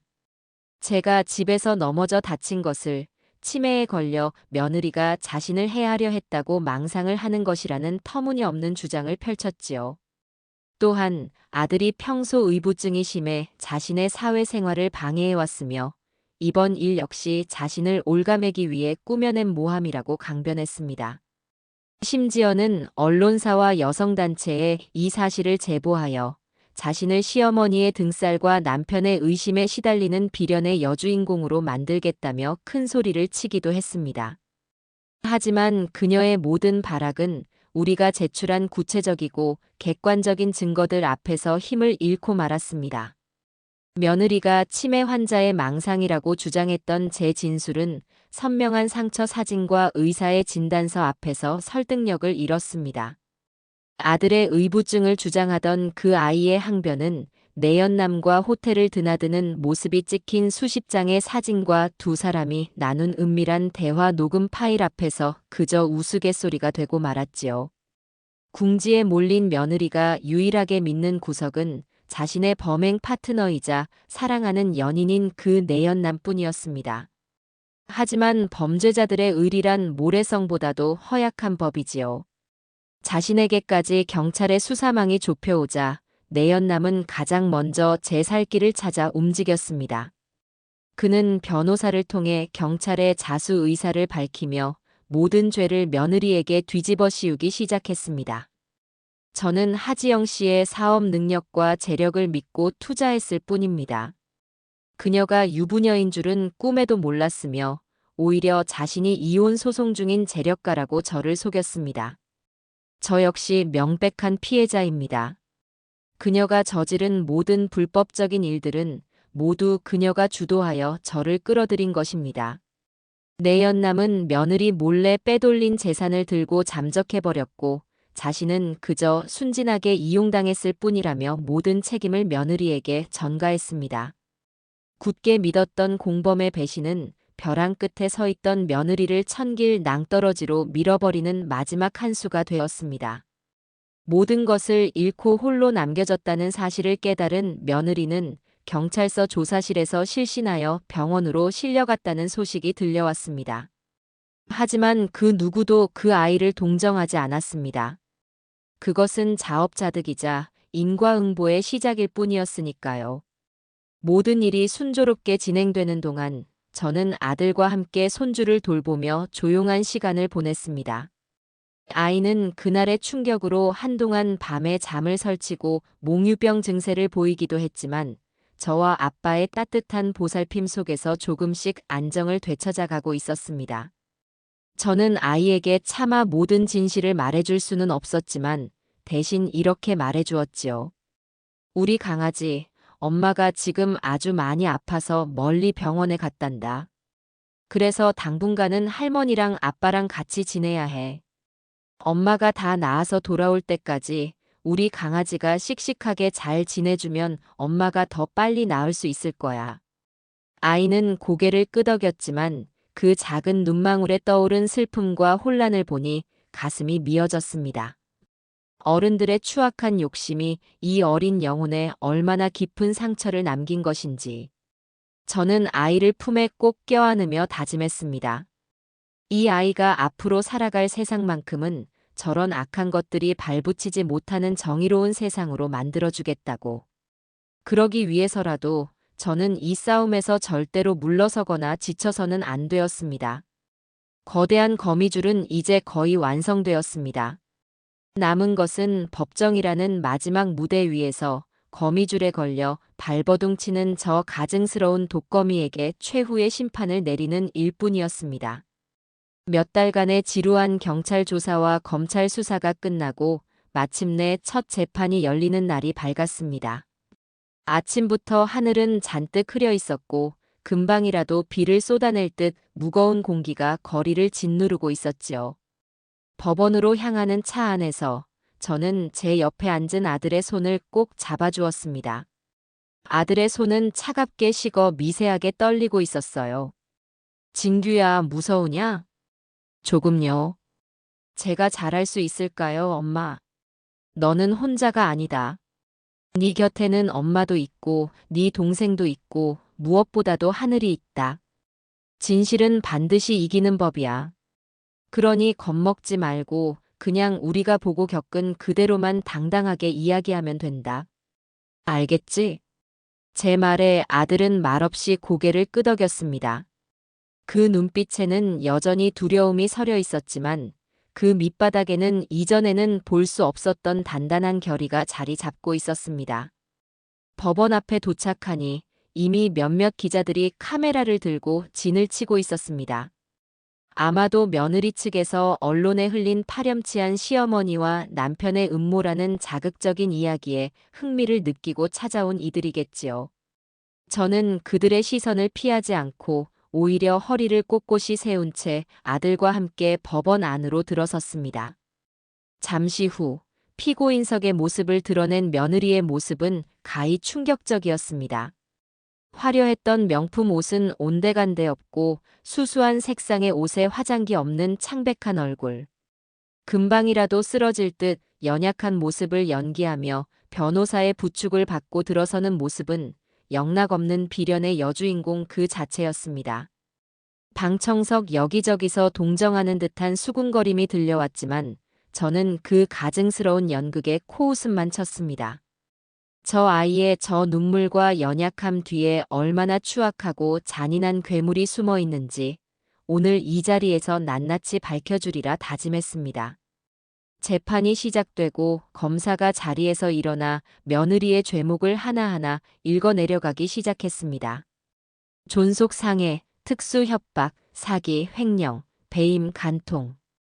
검사의 입에서 죄명이 튀어나올 때마다 방청석은 술렁거렸고 며느리는 더욱더 처절하게 어깨를 들썩이며 흐느꼈습니다.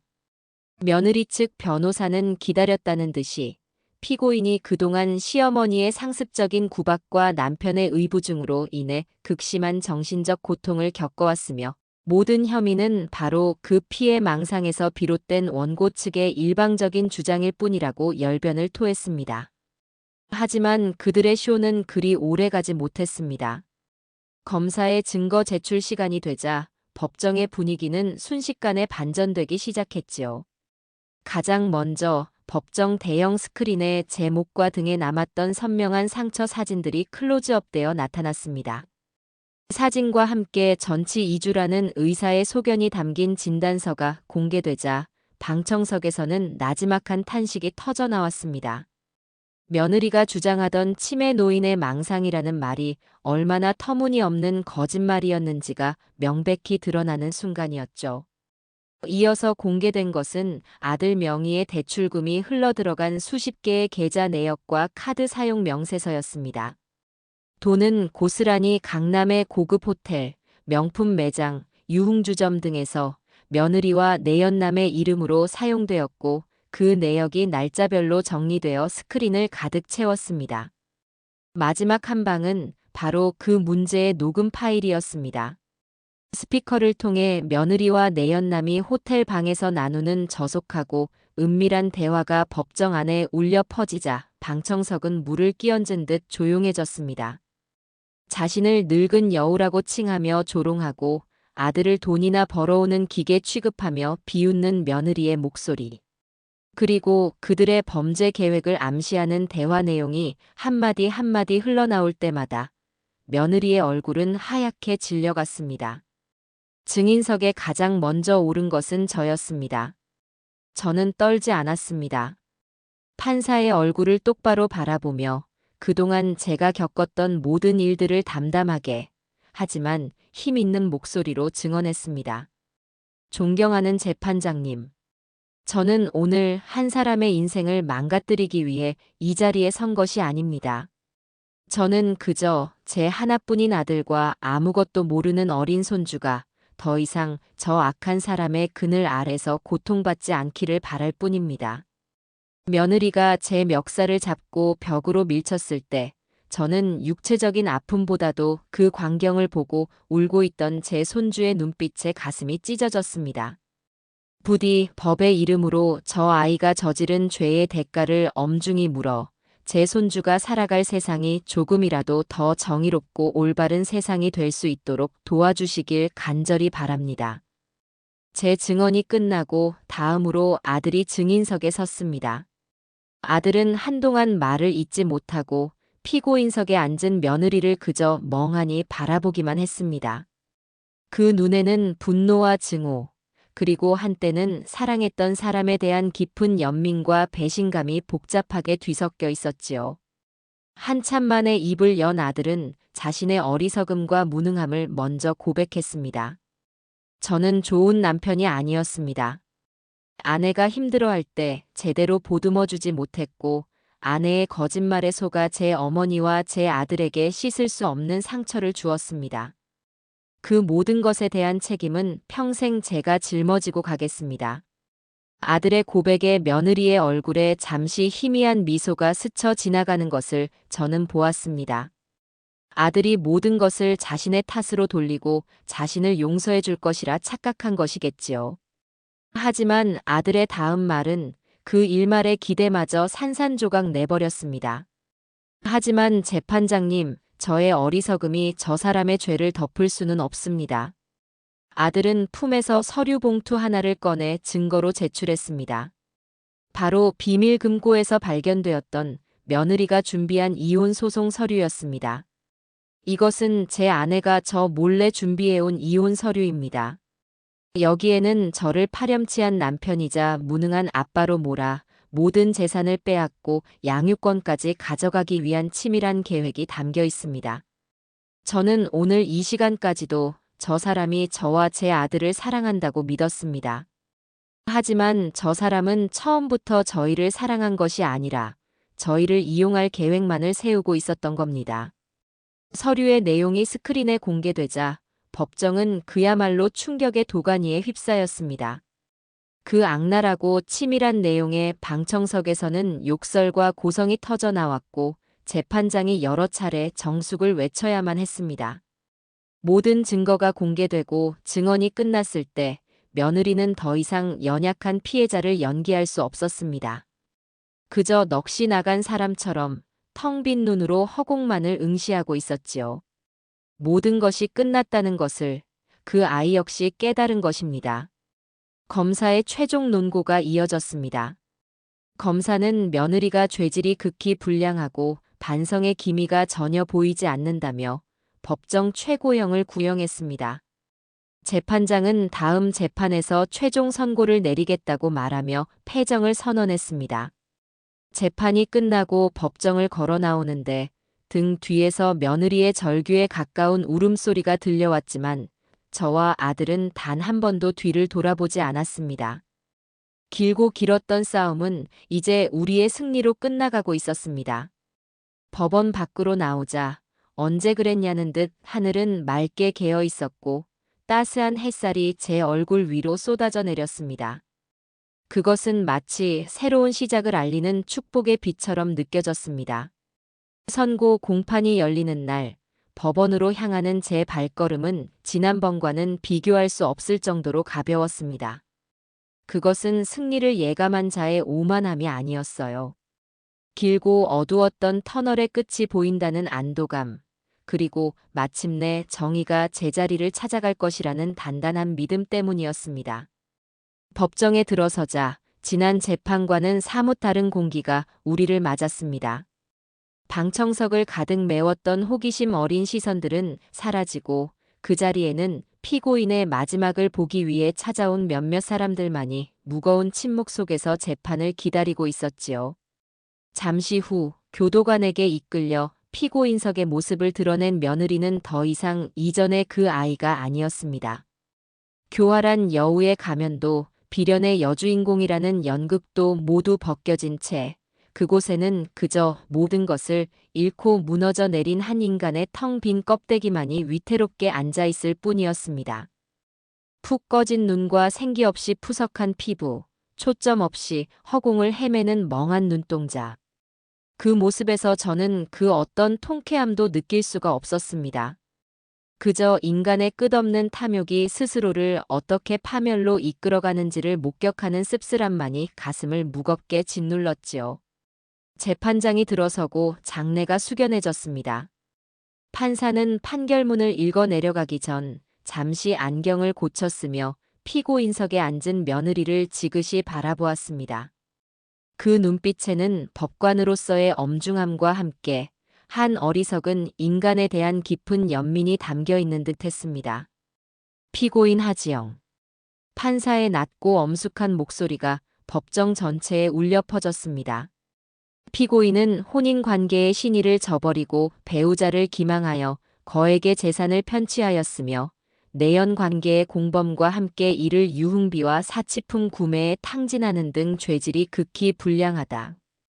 또한 자신을 어머니처럼 보살펴온 시어머니에게 차마 입에 담을 수 없는 모욕을 주고 신체적 위협을 가하였으며 이 모든 광경을 어린 자녀가 지켜보는 앞에서 저질러 피해자들에게 씻을 수 없는 정신적 상처를 남겼다. 그럼에도 불구하고 피고인은 수사 과정에서부터 본 법정에 이르기까지 자신의 잘못을 뉘우치기는커녕 오히려 피해자들을 파렴치한으로 몰아가며 상처를 덧내는 등 반성의 기미를 찾아볼 수 없다. 판사는 잠시 말을 멈추고 판결문을 계속해서 읽어내려갔습니다. 이에 본 재판부는 피고인이 한 가정을 파괴하고 인간으로서의 최소한의 도리마저 저버린 그 죄의 대가를 엄중히 물어 다시는 이 사회에 해악을 끼칠 수 없도록 엄벌에 처하는 것이 마땅하다고 판단한다. 마침내 주문이 선고되었습니다. 피고인 하지영을 사기, 횡령, 배임, 존속상해, 미수 등 모든 혐의를 인정하여 징역 7년에 처한다. 징역 7년. 그 단어가 제 귀에 박히는 순간 며느리는 마치 실 끊어진 인형처럼 피고인석 의자 아래로 스르르 무너져 내렸습니다. 아, 안 돼. 하는 비명에 가까운 절규가 법정을 가득 메웠지만 그 소리는 너무나도 공허하게 들렸습니다. 교도관들이 다가와 실신한 며느리의 양팔을 붙들고 질질 끌다시피 법정 밖으로 데리고 나갔습니다. 그 아이가 끌려나가며 마지막으로 저를 돌아보던 그 눈빛. 그 안에는 증오도 분노도 아닌 그저 모든 것을 포기한 자의 깊은 절망만이 담겨 있었습니다. 그것이 제가 본 그 아이의 마지막 모습이었습니다.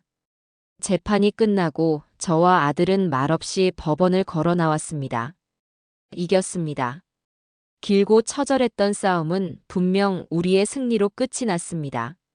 하지만 어찌된 일인지 마음은 전혀 기쁘지가 않았어요. 마치 큰 태풍이 휩쓸고 지나간 뒤의 폐허처럼 마음속에는 거대한 공허함과 허탈함만이 맴돌 뿐이었습니다. 아들 역시 마찬가지인 듯 굳게 입을 다문 채 운전대만 잡고 있었지요. 우리의 승리는 상처뿐인 영광이었습니다. 성은 무너졌지만 그 자리에는 아름다운 왕국이 재건된 것이 아니라 오직 쓸쓸하고 황량한 폐허만이 남아 있었습니다. 그 폐허의 실체는 며칠 지나지 않아 우리에게 현실로 닥쳐왔습니다. 며느리가 감옥에 들어가자마자 집으로 온갖 금융기관과 사채업자들의 독촉장이 빗발치기 시작한 겁니다. 며느리가 아들 명의로 빌려 쓴 대출금과 카드 빚은 이자가 눈덩이처럼 불어나 이미 아들이 감당할 수 있는 수준을 훌쩍 넘어버린 뒤였습니다. 결국 우리는 그 넓고 화려했지만 단 한순간도 우리의 안식처가 되어주지 못했던 아파트를 처분해야만 했습니다. 집을 내놓고 이삿짐을 꾸리는 날, 저는 말없이 아들을 도와 짐을 날랐습니다. 며느리가 사들였던 고가의 가구와 가전제품들에는 이미 압류를 알리는 붉은 딱지가 어지럽게 붙어 있었지요. 아들은 텅 비어가는 집안을 망연자실한 표정으로 바라보며 나지막이 말했습니다. 엄마 죄송해요. 제가 너무 어리석어서 엄마까지 고생하시게 만들었어요. 이 모든 게 다 제 탓이에요. 저는 짐을 나르던 손을 멈추고 아들의 어깨를 말없이 토닥여 주었습니다. 아니다. 누구의 탓도 아니다. 그저 우리가 인생에서 아주 혹독한 홍역을 한번 치렀다고 생각하자. 집이 없어지면 또 어떤가? 가구가 사라지면 또 어떤가? 우리 세 식구, 몸 건강히 기댈 곳만 있으면 어디서든 다시 시작할 수 있다. 그러니 너무 자책하지 마라. 제 위로에도 아들의 표정은 어두웠습니다. 자신의 어리석음이 얼마나 큰 대가를 치르게 했는지 뼈저리게 느끼고 있는 것이겠지요. 그것이 바로 제 아들이 앞으로 남은 인생을 다시는 헛되이 살지 않게 만들어줄 값비싼 교훈이 될 터였습니다. 며칠 뒤 우리는 정든 집을 떠나 제가 살던 김포의 작은 빌라로 이사를 했습니다. 방 2개짜리의 좁은 집이었지만 세 식구가 살기에는 부족함이 없었어요. 화려한 샹들리에 대신 낡은 백열등이 불을 밝혔고 푹신한 소파 대신 딱딱한 마룻바닥에 등을 기대야 했지만 이상하게도 마음은 그 어느 때보다 편안했습니다. 적어도 이 집에는 더 이상 거짓과 기만, 서로를 향한 의심과 경계의 시선은 없었으니까요. 하지만 현실의 벽은 생각보다 높고 차가웠습니다. 빚을 청산하고 남은 돈은 얼마 되지 않았고 아들은 당장 다음 달 생활비를 걱정해야 하는 처지가 되었습니다. 그날 밤 좁은 거실에 세 식구가 나란히 누워 잠을 청하는데 옆에서 아들이 밤새 뒤척이며 깊은 한숨을 내쉬는 소리가 들려왔습니다. 그 한숨 소리에 제 가슴도 미어졌지만 저는 애써 모른 척 눈을 감았습니다. 이제부터 시작될 길고 험난한 재건의 시간 속에서 제가 해야 할 일은 아들을 동정하고 위로하는 것이 아니라 묵묵히 아들의 곁에서 버팀목이 되어주는 것이라고 생각했기 때문입니다. 무너진 성터 위에 이제 우리는 맨손으로 다시 집을 짓기 시작해야 했습니다. 비록 가진 것은 아무것도 없었지만 우리에게는 서로가 있었기에 아주 절망적이지만은 않았습니다. 김포의 작은 빌라에서 우리의 새로운 삶이 시작되었습니다. 처음 며칠은 집안 전체가 깊은 침묵에 잠겨 있었어요. 아들은 빚을 갚고 새로운 일자리를 구해야 한다는 압박감과 한순간에 모든 것을 잃어버렸다는 상실감의 말수가 급격히 줄었습니다. 하루 종일 방 안에 틀어박혀 있거나 멍하니 창밖만 바라보는 날들이 이어졌지요. 가장 마음이 쓰이는 것은 어린 손주였습니다.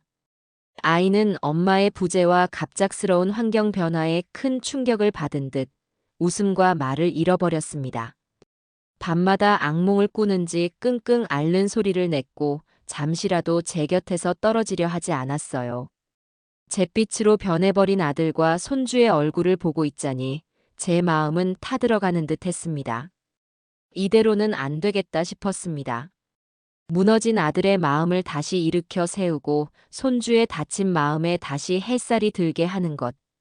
그것이 지금 제가 해야 할 가장 중요한 일이었습니다. 그리고 제가 할 수 있는 가장 좋은 방법은 바로 밥을 짓는 것이었어요. 저는 다음 날 새벽같이 일어나 뽀얀 쌀뜨물이 나오도록 쌀을 씻어 밥을 안치고 구수한 냄새가 나도록 청국장을 끓였습니다. 지글지글 고등어를 굽고 파릇파릇한 시금치를 묻혀 따뜻한 밥상을 차려냈지요. 진규야, 밥 먹자. 우리 손주도 이리 와서 앉아. 처음에는 입맛이 없다며 수저를 들지 않으려던 아들과 손주도 집안 가득 퍼지는 맛있는 냄새에 이끌려 마지못해 식탁에 앉았습니다. 저는 아무 말 없이 그저 아들과 손주의 밥그릇 위에 반찬을 올려주기만 했어요. 그런데 신기한 일이었습니다. 따뜻한 밥과 국이 목구멍을 넘어가자 꽁꽁 얼어붙어 있던 사람들의 마음이 조금씩 녹아내리기 시작한 겁니다. 그날 아침 아들은 밥 2공기를 말없이 비워냈고 손주 녀석은 제가 구워준 생선 반 토막을 다 발라 먹었습니다. 그날 이후 저는 하루 세끼 한 끼도 거르지 않고 정성을 다해 밥상을 차렸습니다. 제가 젊었을 적 작은 식당을 운영하며 익혔던 손맛을 아낌없이 발휘했지요. 시장에서 가장 신선한 재료를 골라와 계절에 맞는 음식을 만들었습니다. 봄에는 향긋한 냉이 된장국을, 여름에는 시원한 오이냉국을, 가을에는 살이 꽉 찬 꽃게찜을, 겨울에는 뜨끈한 소고기 묵국을 끓여냈습니다. 제 음식에는 특별한 비법 같은 것은 없었어요. 그저 내 자식, 내 손주가 이 음식을 먹고 기운을 차렸으면 하는 어미의 마음, 할미의 사랑만이 담겨 있을 뿐이었습니다. 변화는 서서히 하지만 분명하게 나타났습니다. 매일 아침 맛있는 냄새와 함께 눈을 뜨게 된 아들은 더 이상 방 안에 틀어박혀 있지 않았습니다. 밥을 먹으며 제게 먼저 말을 걸기 시작했고 얼굴에도 조금씩 혈색이 돌기 시작했지요. 그리고 며칠 뒤 아들은 결심한 듯 제게 말했습니다. 엄마, 저 내일부터 일 나가요. 아는 선배가 건설 현장 일을 소개해줬어요. 몸은 좀 고되겠지만 지금은 뭐든 닥치는 대로 해야죠. 저는 말없이 아들의 손을 잡아주었습니다. 번듯한 사무직으로 일하던 아들이 먼지 날리는 공사판으로 나간다는 것이 어미로서 마음 아프지 않을 리 없었지만 저는 아들의 결정을 존중하고 응원해주기로 했습니다. 스스로의 힘으로 다시 일어서려는 아들의 의지가 너무나도 대견하고 고마웠기 때문입니다. 그날 이후 아들은 완전히 다른 사람이 되었습니다. 새벽같이 일어나 현장으로 나갔고 밤늦게 녹초가 되어 돌아와서도 피곤한 기색 한번 내지 않았어요. 주말에는 대리운전 아르바이트까지 하며 며느리가 남긴 빚을 갚기 위해 맹렬하게 일했습니다. 엄마, 이번 달 빚 이만큼 갚았어요. 앞으로 몇 년만 고생하면 우리도 다시 예전처럼, 아니, 예전보다 더 행복하게 살 수 있을 거예요. 까맣게 그을린 얼굴로 통장을 내밀며 웃는 아들의 모습에서 저는 더 이상 유약하고 어리석었던 과거의 그림자를 찾아볼 수 없었습니다. 시련은 제 아들을 넘어뜨렸지만 동시에 아무도 빼앗을 수 없는 강인한 책임감과 성실함을 선물해 주었던 겁니다. 손주에게도 변화가 찾아왔습니다. 처음에는 밥상머리에서 말 한마디 없던 아이가 제가 해주는 음식을 오물거리며 할머니, 이거 맛있어라고 말하기 시작했습니다. 그 한마디에 저는 세상을 다 얻은 것처럼 기뻤지요. 저는 아이를 주방으로 데려와 함께 만두를 빚고 전을 부치며 요리를 가르쳐 주었습니다. 밀가루를 뒤집어 쓰고 반죽을 주무르는 아이의 얼굴에 어느새 환한 웃음꽃이 피어나기 시작했습니다. 할머니, 내가 만든 만두야. 아빠 오시면 드려야지. 어느 주말 오후 아이가 고사리 손으로 빚은 삐뚤빼뚤한 만두를 접시에 담아와 제게 자랑을 했습니다. 그리고는 거실에서 텔레비전을 보며 깔깔 웃기 시작했어요. 한동안 잊고 있었던 아이의 맑고 청아한 웃음소리였습니다. 그 웃음소리가 집안 가득 울려 퍼지는 순간 저와 아들은 아무 말 없이 서로를 바라보며 조용히 미소를 지었습니다. 그래, 이것이면 되었다. 우리에게 남은 상처가 아무리 깊다 해도 이 아이의 웃음소리만 있다면 우리는 무엇이든 이겨낼 수 있을 것이다. 폐허 위에 드디어 희망의 새싹이 돋아나고 있었습니다. 어느 날 제가 만든 반찬들을 이웃집에 사는 젊은 세댁에게 조금 나누어 주었습니다. 맞벌이를 하느라 아이들 밥 챙겨 먹이기가 힘들다는 푸념을 들었기 때문이었죠. 그런데 며칠 뒤 그 세댁이 빈 반찬통과 함께 케이크 상자를 들고 저를 찾아왔습니다. 어머님, 지난번에 주신 반찬 정말 너무너무 맛있었어요. 저희 남편이랑 애들이 어머님 반찬만 찾아요. 염치 없는 부탁이지만 혹시 괜찮으시다면 저희 집 반찬 좀 팔아주시면 안 될까요? 제가 돈은 넉넉하게 드릴게요. 세댁의 말에 제 머릿속에 번개처럼 하나의 생각이 스쳐 지나갔습니다. 반찬 가게. 젊었을 적 식당을 운영하며 손님들이 제 음식을 맛있게 먹어줄 때마다 느꼈던 그 보람과 기쁨. 잊고 있던 오랜 꿈이 다시 제 심장을 뛰게 만들었습니다. 나이 70에 무슨 새로운 시작이냐 싶었지만 지금의 저에게는 지켜야 할 아들과 손주가 있었고 무엇보다도 제 손맛을 믿어주는 사람들이 있었습니다. 그날 밤 저는 아들에게 조심스럽게 제 계획을 털어놓았습니다. 진규야, 엄마가 작은 반찬 가게를 하나 열어보면 어떨까? 제 말에 아들은 잠시 놀란 듯 하더니 이내 그 누구보다도 환한 얼굴로 제 손을 굳게 잡았습니다. 엄마, 그거 정말 좋은 생각이에요. 엄마 음식 솜씨면 분명 대박 날 거예요. 제가 다 알아보고 준비할게요. 엄마는 그냥 어떤 반찬 만들지 행복한 고민만 하세요. 그날 밤 우리는 좁은 거실에 마주 앉아 밤이 새도록 우리의 미래에 대해 이야기했습니다. 가게 이름은 무엇으로 할지, 어떤 반찬을 주력으로 팔 것인지. 대화하는 내내 아들과 저의 얼굴에서는 웃음이 떠나지 않았습니다. 길고 어두웠던 치유의 시간을 지나 우리는 마침내 재건을 향한 첫 삽을 함께 뜨기 시작한 것입니다. 그로부터 몇 달의 시간이 쏜살같이 흘렀습니다. 아들이 땀 흘려번 돈과 제가 평생을 아껴 모아온 쌈짓돈을 합쳐 우리 동네 상가 한편에 드디어 작은 가게 하나를 얻었습니다. 가게 이름은 현잔의 정성찬. 제 이름 석자를 내건 제 인생의 첫 번째 사업이었지요. 비싼 돈을 들여 사람을 쓸 형편이 못 되어 가게 내부는 아들이 동료들과 함께 며칠 밤을 새워가며 직접 꾸몄습니다. 낡은 벽에는 환한 색으로 페인트를 칠하고 중고시장을 발품 팔아 쓸만한 진열대와 주방기구를 들여놓았죠. 가게 간판에 들어갈 글씨는 손주 녀석이 삐뚤빼뚤하지만 세상에서 가장 정성스러운 글씨체로 쓴 것을 그대로 따서 만들었습니다. 그렇게 우리 세 식구의 꿈과 희망, 그리고 땀방울이 고스란히 녹아든 작은 가게가 세상의 문을 열게 되었습니다. 가게 문을 연 첫날을 저는 평생 잊지 못할 겁니다. 밤새 준비한 10대까지의 나물과 조림, 볶음 요리들을 진열대에 정갈하게 차려놓고 보니 지난 세월의 서름과 기쁨이 한꺼번에 몰려와 가슴이 벅차올랐어요. 저는 가게 한편에 서서 두 손을 모아 간절히 기도했습니다. 부디 이 음식을 드시는 모든 분들이 한 끼 식사로 남아 위로와 행복을 얻기를, 그리고 이 작은 가게가 우리 가족에게 새로운 희망의 싹을 틔우는 터전이 되어주기를. 처음 한두 시간은 가게 안을 지나는 사람이 없어 애가 탔지만 제 걱정은 그리 오래가지 않았습니다. 이웃 세댁이 동네 엄마들을 이끌고 첫 손님으로 찾아와 준 것을 시작으로 점심시간이 되자 호기심에 가게를 기웃거리던 손님들이 하나둘씩 들어오기 시작했어요. 어머, 여기 새로 생긴 반찬 가게인가 보네. 뭐 좀 맛있는 거 있어요?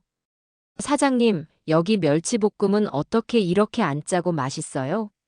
우리 애가 딱 좋아하겠네. 비법 좀 알려주세요. 어머니, 지난번에 사간 장조림, 우리 아들이 밥을 2그릇이나 비웠잖아요. 너무 감사해요. 오늘은 뭐 맛있는 거 하셨어요? 손님들은 어느새 저를 사장님이라고 혹은 친근하게 어머니라고 불러주었습니다. 더 이상 진규 엄마나 손주 할머니가 아닌 현잔의 정성찬의 주인 이연자로 다시 태어난 것이었죠. 정직한 재료와 손맛을 알아주는 손님들의 칭찬 한마디 한마디가 제게는 그 어떤 보약보다도 큰 힘이 되었습니다.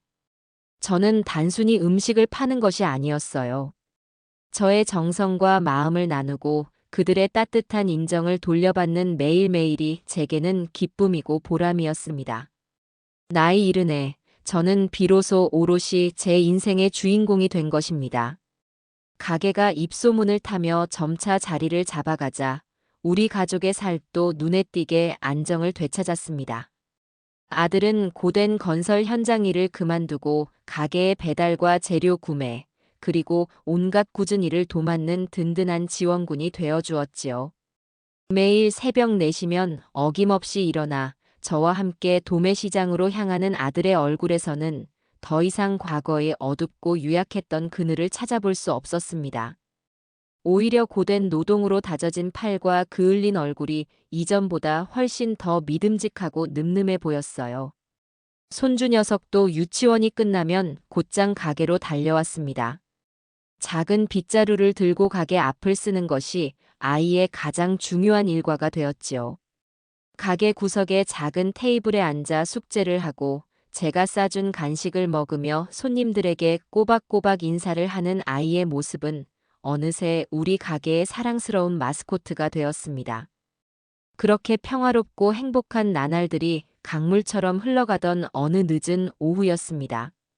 그날따라 손님이 뜸에 잠시 의자에 앉아 쉬고 있는데 가게 문에 달린 작은 종이 딸랑 소리를 내며 열렸어요. 그리고 그곳에는 몇 년의 세월 동안 제 기억 속에서 완전히 지웠다고 생각했던 한 사람이 서 있었습니다. 바로 제 전 며느리였지요. 모범수로 가석방이라도 된 것인지 예상보다 이른 출소였습니다. 한때는 머리부터 발끝까지 값비싼 명품으로 휘감고 다니던 그 아이는 이제 누가 봐도 헌옷 수거함에서 꺼내 입은 듯한 낡고 해진 옷을 입은 채 저를 바라보고 있었습니다. 교도소 생활이 몹시 고되었는지 깡마른 몸의 얼굴은 병자처럼 누렇게 떠 있었고 모든 것을 잃어버린 사람 특유의 공허하고 깊은 그늘이 눈가에 짙게 배어 있었어요. 어머니. 한참 만에 저를 부르는 목소리는 갈라지고 쉬어 마치 마른 풀잎이 바람에 스치는 소리처럼 작고 힘이 없었습니다.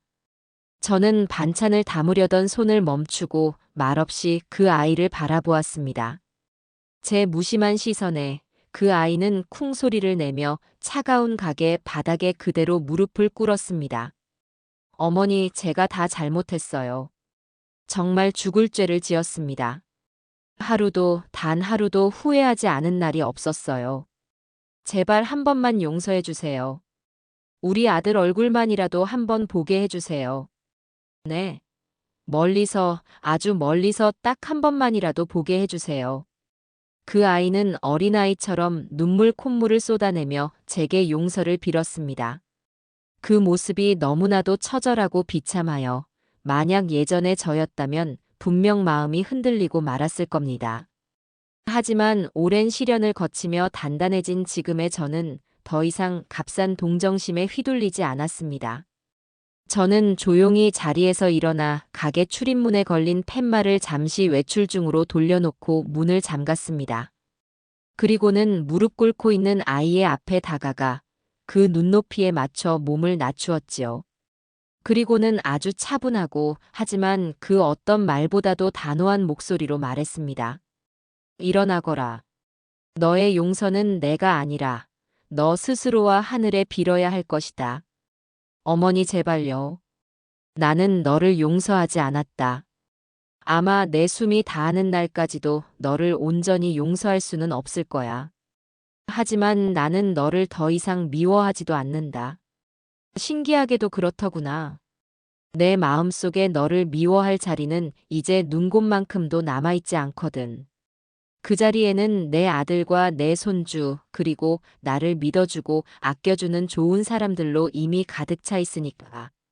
저는 지갑에서 빳빳한 5만 원짜리 지폐 몇 장을 꺼내 그 아이의 손에 쥐어주었습니다. 이 돈 받고 아주 멀리 우리가 다시는 찾을 수 없는 곳으로 떠나거라. 그리고 다시는 우리 앞에 나타나지 마라. 너의 아들은 아주 좋은 아이로 너 없이도 밝고 건강하게 잘 자라고 있다. 그러니 더 이상 그 아이의 인생의 아픈 기억이자 짐이 되지 말아다오. 그것이 너가 네 아들에게 해줄 수 있는 유일한 속죄이자 어미로서의 마지막 모정일 것이다. 제 말에 그 아이는 더 이상 매달리지 않았습니다. 그저 제가 준 돈을 손에 꼭 쥔 채 한참을 소리내어 울다가 이내 비틀거리는 걸음으로 가게를 나섰습니다. 멀어져가는 그 아이의 작고 초라한 뒷모습을 보며 저는 비로소 제 마음속 가장 깊은 곳에 남아있던 마지막 앙금이 눈처럼 깨끗이 씻겨나가는 것을 느꼈습니다. 그것은 진정한 끝이자 완전한 이별이었습니다. 그날 저녁 가게 마감을 도우러 온 아들과 손주와 함께 집으로 돌아오는 길이었습니다. 하늘에는 초승달과 함께 별이 총총 떠 있었고 김포의 선선한 저녁 바람이 유난히 시원하게 느껴졌지요.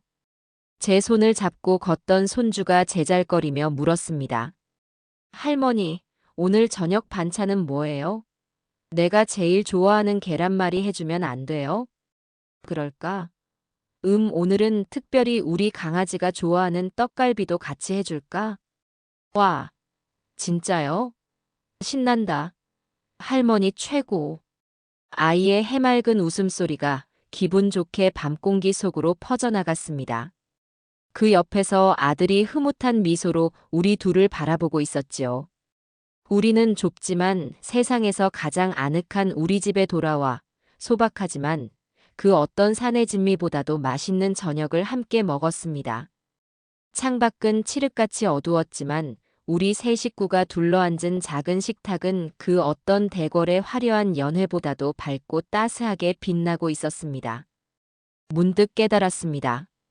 진정한 행복이란 무너져버린 성을 다시 화려하게 재건하는 것이 아니라 모든 것이 사라진 황량한 폐허 위에 작은 들꽃 한 송이를 꿋꿋하게 피워내는 마음이라는 것을.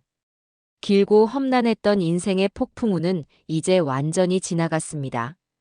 그리고 우리 앞에는 우리가 함께 만들어갈 따스하고 눈부신 날들만이 끝없이 펼쳐져 있을 뿐이었습니다. 저는 더 이상 바랄 것이 없었습니다. 이것이 바로 제가 제 남은 인생 전부를 걸고 싸워서 얻어낸 그 무엇과도 바꿀 수 없는 완전하고도 완벽한 행복이었습니다.